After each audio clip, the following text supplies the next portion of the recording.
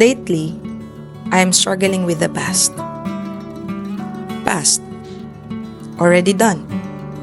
Tapos na. But I guess parte talaga siya na dapat mapagdaanan para may matutunan.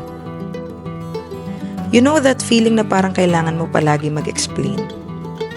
Kasi nakastuck ka pa rin sa buhay mo sa nakaraan. Even though a lot of things already changed. For example, you're doing great right now and every decisions mo, you are dependent to God.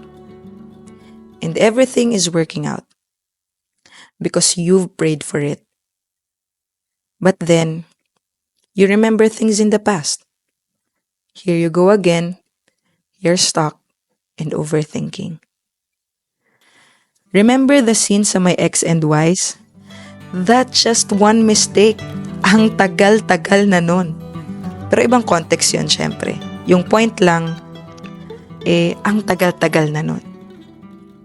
Going back, I've read this good news. And I learned to do not dwell in the past. It says kung patuloy mong pinipili na balikan yung nakaraan na yan, that will be the main reason para hindi ka makapag-move forward.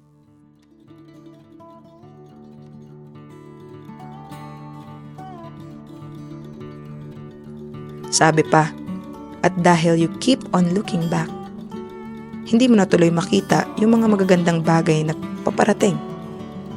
Kasi you're too focused sa dati. Honestly, I've been there. I keep on thinking, paano kung hinayaan ko na lang? Dapat pala hindi ko na ginawa. Ang daming sana.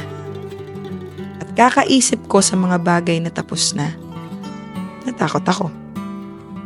Natakot ako na mahusgahan sa maaring mali o tamang mga naging desisyon ko.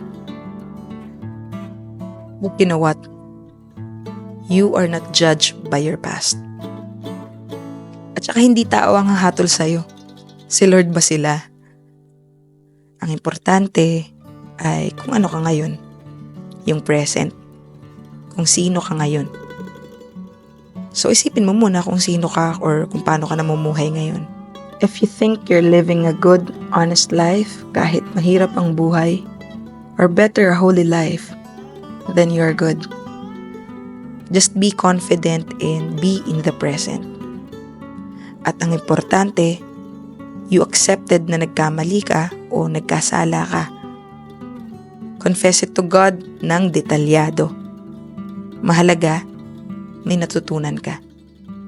You repent and you choose to change for the better.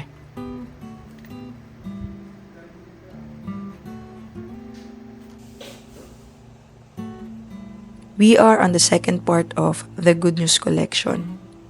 Tara, samahan mo ko at sabay nating iwan ang nakaraan.